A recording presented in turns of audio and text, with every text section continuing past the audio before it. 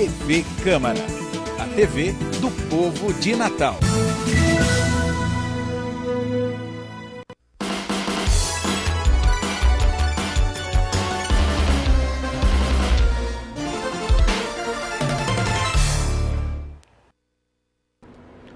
Boa noite. Estamos iniciando mais um programa Pensando Bem pela nossa TV Câmara, canal 10 da Cabo, ao vivo.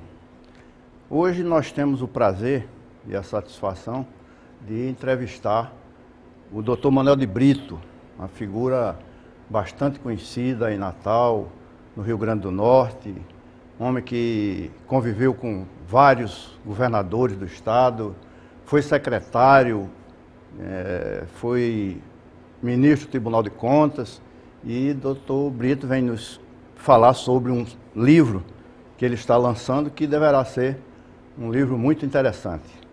E para ajudar nessa entrevista, eu convidei o meu colega jornalista, Aloysio Lacerda. Inicialmente, boa noite do Dr. Brito. Boa noite, telespectadores, meus diletos amigos, Aloysio Lacerda e Joaquim Pinheiro, que me honram com a escolha do meu nome para dar esse depoimento.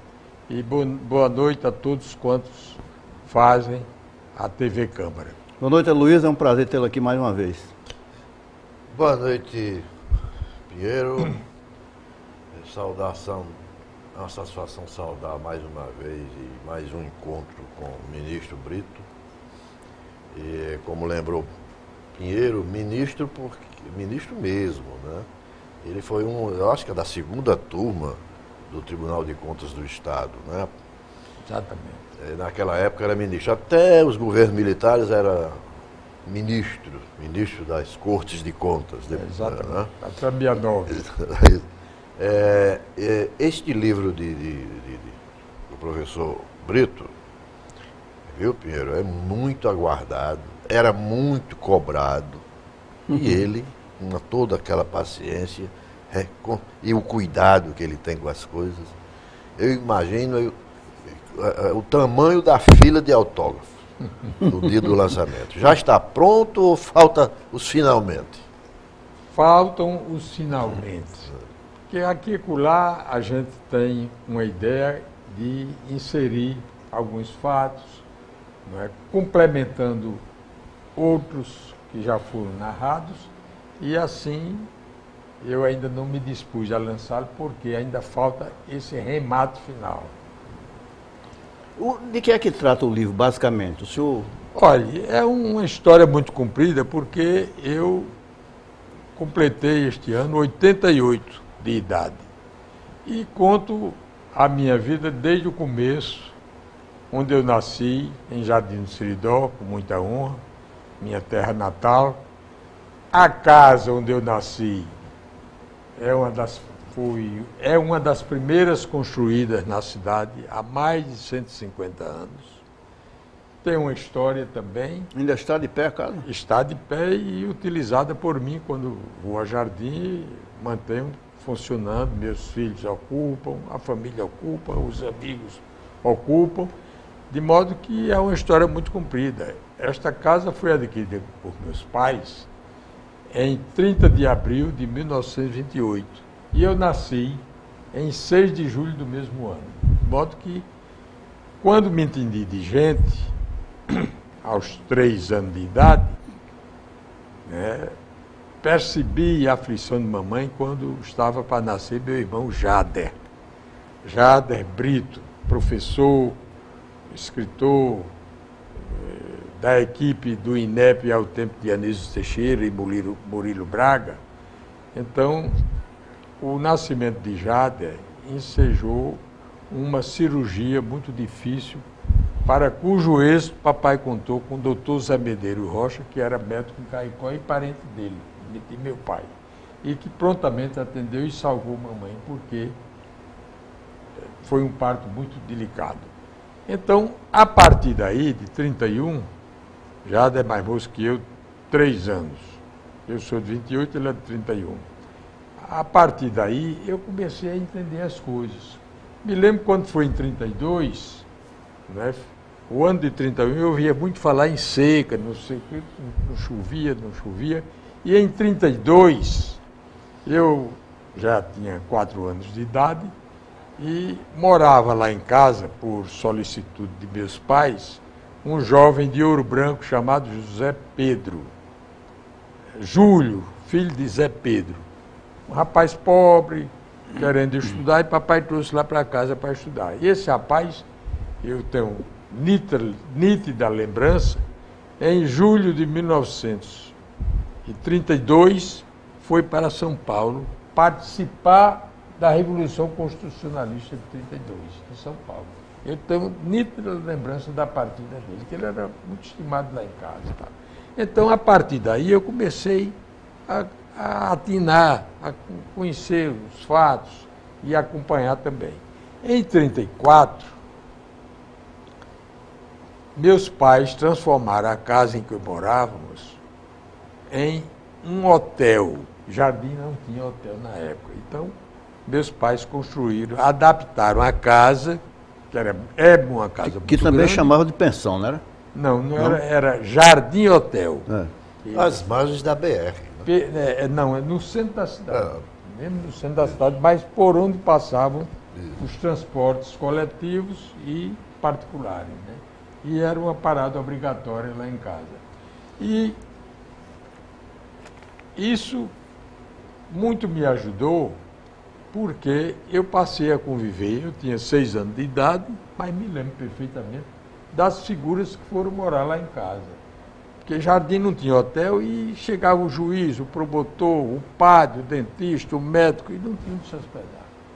E o coronel João Medeiros sugeriu a papai adaptar aquela casa para um hotel, para atender a essa demanda, né?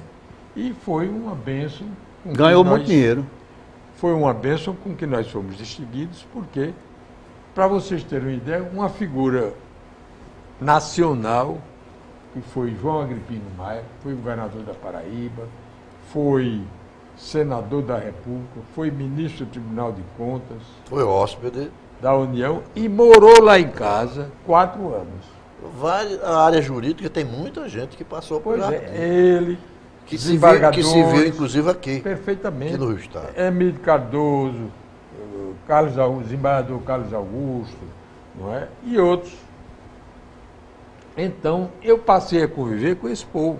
Era o juiz morando lá, o promotor, o padre Chacum. Eu me lembro, eu era menino. Foi meu professor em Jundiaí. Foi bem. Padre Chacum foi vigário de Jardim 2 vezes.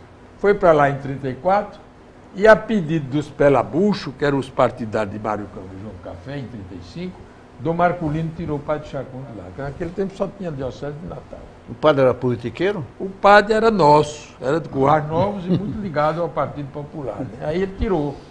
Bem, aí quando veio a aliás, o Partido Popular foi vitorioso em 34. Foi vitorioso em 34, mas não foi reconhecida a vitória porque impugnaram aqui perante o Tribunal Eleitoral. E o Tribunal Eleitoral deu ganho de causa a Mário Câmara. Resultado, o Partido Popular recorreu para o Tribunal Superior Eleitoral, que era presidido pelo ministro Hermenegildo de Barros. Eu gravei o nome porque eu conheci essa rua lá no Rio de Janeiro, que antigamente era Rua do Cassiano, mas quando eu fui morar no Rio, já era Rua Hermenegildo de Barros. Então, lá em cima, botaram tudo abaixo e restabeleceram a vitória do Partido Popular. A eleição, o presidente Vargas, que o governo provisório dele durou 5 anos, né, de 30, aliás, 4 anos, de 30 e 34. Em 34, por conta da Revolução de 32, ele foi obrigado a convocar uma Constituinte. E foi eleita a Assembleia Constituinte só para elaborar a Constituição. Foi promulgada em 16 de julho de 34. Constituição polaca. Perfeito. Não, a polaca foi em 37. Mas aí ele inseriu que o presidente da República e os governadores estaduais e os prefeitos municipais seriam eleitos indiretamente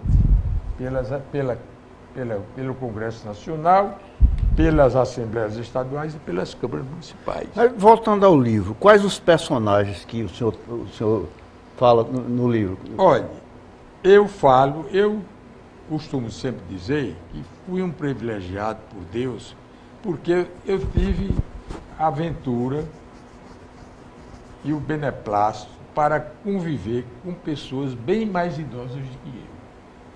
Eu praticamente não tive infância. Eu passei a conviver com esse povo antigo, João Medeiros, Coronel Filinto Elísio, que era o chefe político de Jardim de Cisdó, Florencio Luciano, Dinato Maris, que passava lá em casa, lá no hotel, toda semana. Padre Valfredo. Monsenhor Valfredo Gugel.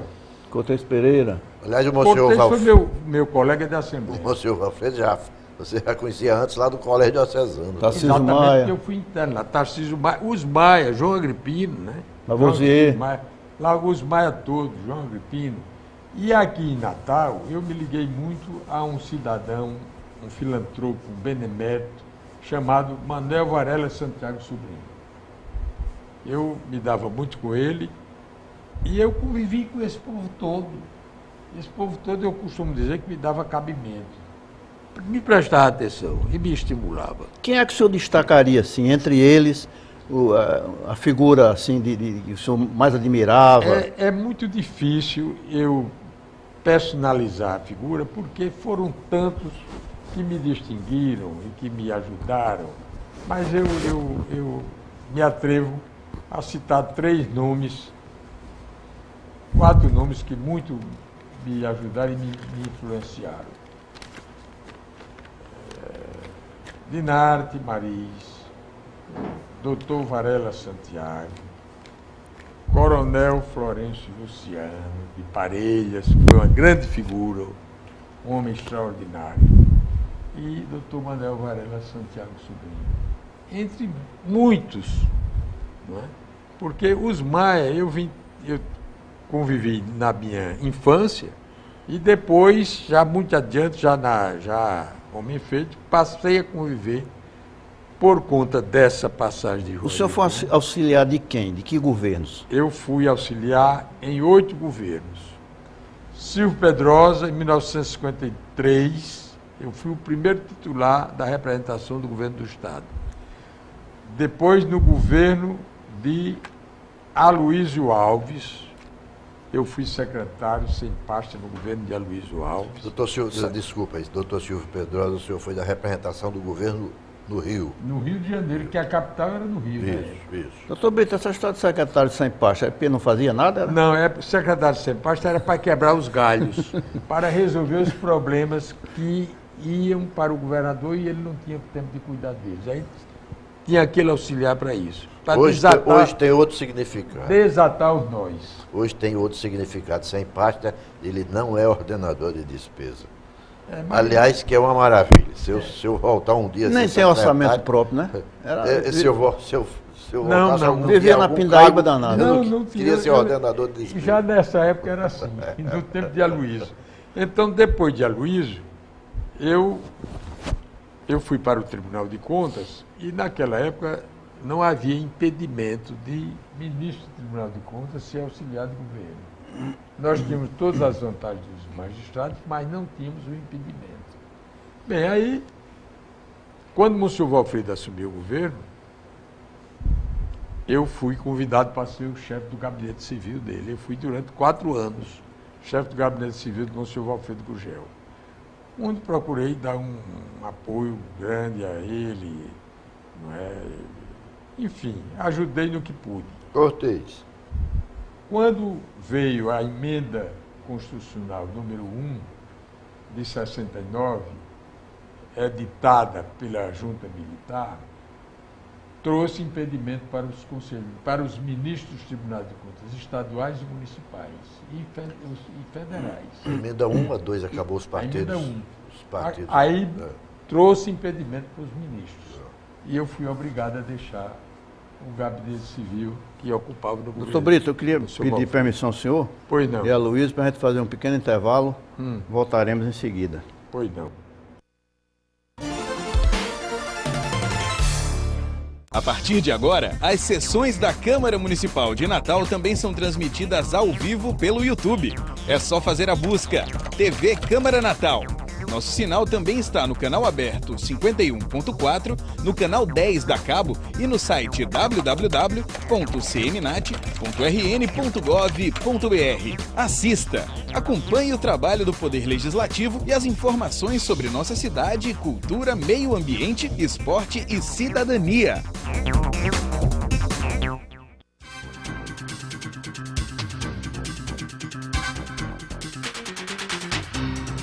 As notícias da Câmara Municipal do Natal e da cidade você confere aqui no Câmara Repórter, de segunda a sexta, às 7h50 da noite. Nossos repórteres estão antenados para levar até você tudo o que acontece na política, economia, saúde, educação, cultura e esporte. E tem mais, a TV Câmara tem um compromisso de divulgar informações de utilidade pública para o cidadão.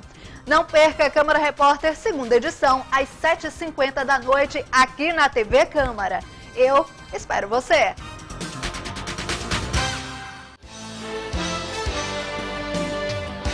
Olá, eu sou Flávia Urbano e convido você a assistir o Comitê de Imprensa. Nosso programa vai ao ar aos sábados às 7 da noite e com reprise às segundas às 8. Espero você, até lá!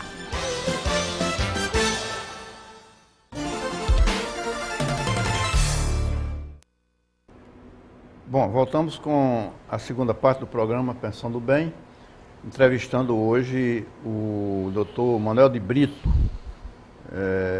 com a participação também do meu colega Luiz Lacerda. Dr. Brito, a prática política de hoje é diferente em que aspecto da prática política de antigamente? Completamente. Naquela época, eu tive a oportunidade de disputar 2 eleições para a Assembleia Legislativa. Em 54, que fui o penúltimo colocado da bancada da UDN, e em 1958, que fui o 5º.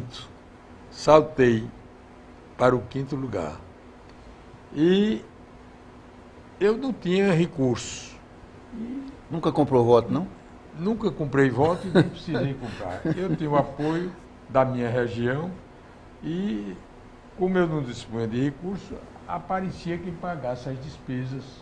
Eu só praticamente combustível, né? Praticamente combustível, o dia da eleição que se dava. Tinha comício naquele tempo?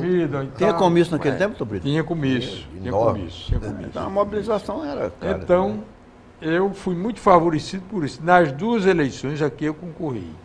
De modo que hoje o tempo é outro. Hoje, se o candidato não dispuser de muitos recursos, ele não se elege. Mesmo com várias proibições aí, né? Apesar das restrições impostas pela legislação vigente. O fim do financiamento das empresas, das pessoas jurídicas, isso pode cair lá para 2018?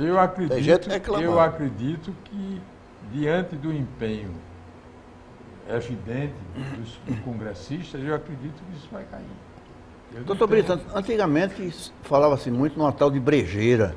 Olha, e curral eleitoral. Ainda existe essa prática no interior? Nenhuma nem outra existem mais. O que era brejeira? A brejeira era uma fraude legalizada. É a mesma coisa do mapismo? Era parecida, porque a brejeira é o seguinte: constituía-se em utilizar os votos brancos e nulos, não é? Para determinado candidato. Para determinado candidato, que não tinha conseguido se eleger. E aí era preciso que houvesse... Naquele tempo era no papel? Era preciso que houvesse combinemos com a junta apuradora. O mesário daquela... E houve isso em alguns lugares. Em 1950 começou... Tinha alguns candidatos bons de apuração, né? Em 1950 começou isso e se repetiu em 1954. Mas a compra de voto ainda existe hoje? Hoje, arraigadamente. Mas é muito mais difícil. É muito mais difícil porque a caristia é muito grande. A caristia é muito grande. E o Ministério Público Eleitoral, às vezes... E hoje tem o Ministério Público, com essa nova Constituição, mas aí não tem o Ministério Público recebeu atribuições que dificultam esse procedimento. No seu livro, fica algum recado para os mais jovens, ou para os próprios políticos, alguma mensagem, algum conselho? Olha, a mensagem conclusiva do meu relato é o reconhecimento àqueles que me ajudaram e o exemplo que deles eu recebi para proceder condignamente na minha vida pública. É a conclusão a que eu chego e que procuro transmitir para os meus conterrâneos que me sucederam na vida pública. Eu já até escolhi o título do livro. Eu estou idealizando colocar na capa do livro a fotografia do solar onde eu nasci e me criei. E o título é Tempos Marcantes, porque foi neste solar em que eu nasci e me criei hoje está marcado a memória. Que eu aprendi a conviver com as pessoas mais idosas e que me prestavam atenção e que me estimularam muito na vida, inclusive alguns a que eu me referi. E há uma coincidência muito feliz para mim, que eu faço questão de frisar, é que eu me liguei muito a Dr. Varela Santiago. E hoje eu sou distinguido por Deus para sucedê-lo em duas instituições que ele dirigiu até morrer. Uma que ele criou foi o Instituto de Proteção e Assistência à Infância, que hoje tem o Hospital Varela Santiago, né? Foi fundado por ele em 1917, vai completar 100 anos no ano que entra.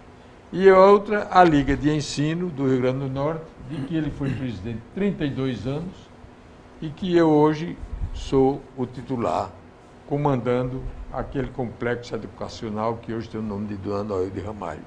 De modo que eu rendo uma homenagem especial a essa grande figura de homem probo, decente e filantropo, que foi Dr. Varela Santiago. É impressionante a obra, como médico, a obra dele. Eu tive contato, hoje a internet mostra tudo, né? Exatamente. Você sabendo pesquisar, você resgata alguns documentos. Um dia desse, por acaso, eu pesquisando um assunto, caiu lá. Perfeitamente. É impressionante a obra na área de saúde. Exatamente. Doutor Brito, vindo um pouco para a política nacional, o senhor já vivenciou, durante toda a sua vida, uma crise igual a esta que estamos vivendo no Brasil e no Estado também? Não, eu acompanho a política nacional desde 1945. Eu ainda não votava em 45, mas acompanhava, gostava da política. E acompanhei a primeira deposição de Getúlio, em 45, não é? E logo depois a eleição que elegeu o Dutra, né? Passou o governo Dutra, passaram os outros governos que o sucederam, mas houve a crise com João Café, não é? Depois da renúncia de Getúlio, quando ele se suicidou, mas nunca vi um quadro tão sombrio e tão difícil como o que nós estamos vivendo. Infelizmente, as lideranças nacionais, talvez, não tenham tido a competência que outrora os líderes políticos desempenharam, né? E evitando que o país enveredasse por um caminho tortuoso e de uma dificuldade que nunca se pensou que o Brasil chegasse a ela. De modo que o que nós estamos vivendo hoje é dar graças a Deus ter aparecido um homem como o Michel Temer para salvar o país das mãos que o desgraçaram durante 14 anos. O senhor não acha que faltam líderes para comandar por exemplo, a sucessão em 2018? Esse voto em branco da eleição passada, de ontem, no Rio de Janeiro, 47% não votaram. É verdade. Não é?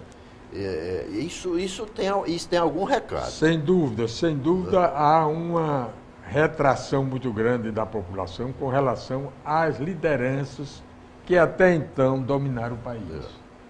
Não é? A crise nacional que culminou com o afastamento da presidente Dilma Rousseff, não é? Ela é resultado disso. O povo cansou da maneira como o PT governou o país. E o resultado nós estamos vendo nas eleições que culminaram com a derrota fragorosa em que esse partido não elegeu nenhum candidato na eleição complementar, que foi no segundo turno. Nenhum. Vamos fazer aqui um flashback rápido. O ministro Brito sempre ajudou Jardim. Onde Jardim, quando precisa dele, ele está presente. Jardim do Seridó e os partidos políticos nunca o convidaram para a prefeitura de Jardim? Houve um tempo em que cogitaram da minha candidatura. Foi em 1982. Mas eu não aceitei porque um dileto amigo meu se interessou e se lançou candidato. E ele avisou também do voto vinculado, né? Pois é. E aí eu não fui candidato, mas também nunca porfiei. Só ia na marra. Eu só iria se fosse compelido, porque eu não tinha, começa que eu não podia morar em Jardim. Qual o segredo, Brito, para conviver com tantos políticos de tantas tendências? Olha, uma vez o Eugênio me perguntou isso, né? Ele me disse brincando, Brito, você parece que nasceu na ONU. Não, Dom Eugênio, é porque eu me dou com todo mundo, me entendo bem com todo e respeito as divergências políticas, não agrido ninguém e procuro ser solícito, mesmo não pertencendo a um determinado partido, mas eu jamais deixaria de colaborar com um deputado ou um senador que de meus préstimos precisasse. E essa foi a tônica que, graças a Deus, contribuiu para que eu tivesse sucesso. Aliás, o próprio Dinarte Marei, seu grande amigo, foi quem levou o senhor para o gabinete do jovem deputado Aloysio Alves. Perfeitamente. Ele foi quem me levou em 1950 para estudar no Rio de Janeiro e disse que já tinha arranjado um emprego para mim. E aí eu fui. Você preparou o mutilão e não sabia, o matulão e não sabia o que era. O governador Zé Varela, que era meu amigo, me deu a passagem de avião, que eu não tinha dinheiro, mas ele me deu a passagem de avião. Eu fui no avião da Aerogeral, com escala em Salvador, onde pernoitei, e para chegar no outro dia ao Rio de Janeiro, a meio-dia. Então, na segunda-feira, isso foi num sábado, na segunda-feira eu me apresentei a Dinarte no escritório dele, lá na Rua do Rosário. Ele disse, seu emprego já está arranjado. Conhece o doutor Aloysio Alves? Conheço. Não tenho aproximação com ele, mas conheço. Pois você vai trabalhar com ele. Apresente-se a ele hoje mesmo. Aí eu corri para a Câmara, que era no Rio, né? E cheguei lá, ele não tinha chegado ainda. O guarda me disse, o senhor aguarde um pouco que ele chega às 3 horas. Realmente às 3 horas ele chegou e me pegou pelo braço e me levou. E eu fui trabalhar como secretário particular de Aloysio. O que me valeu muito, porque ele me mostrou os caminhos para se obter os recursos para a terra da gente. De modo que eu devo muito a Aloysio também. A gente está chegando praticamente ao final do programa, mas eu queria só fazer uma perguntinha aqui, uma curiosidade a doutor Brito. Qual a diferença e a semelhança entre Aloysio e Dinarte, que foram as maiores lideranças políticas do Rio Grande do Norte? Eles tinham muitas qualidades em comum. Todos dois eram obstinados.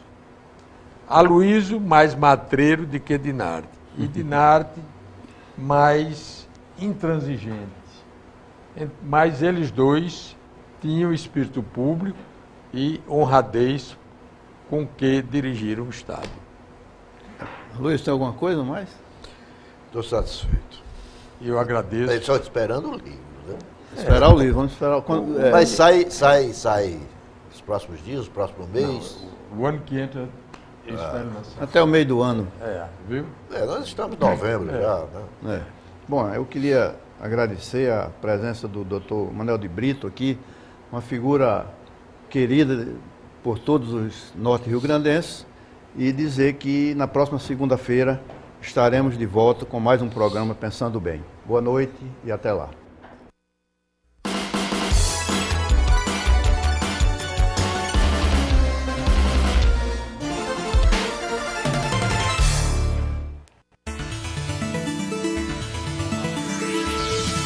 TV Câmara, a TV do povo de Natal.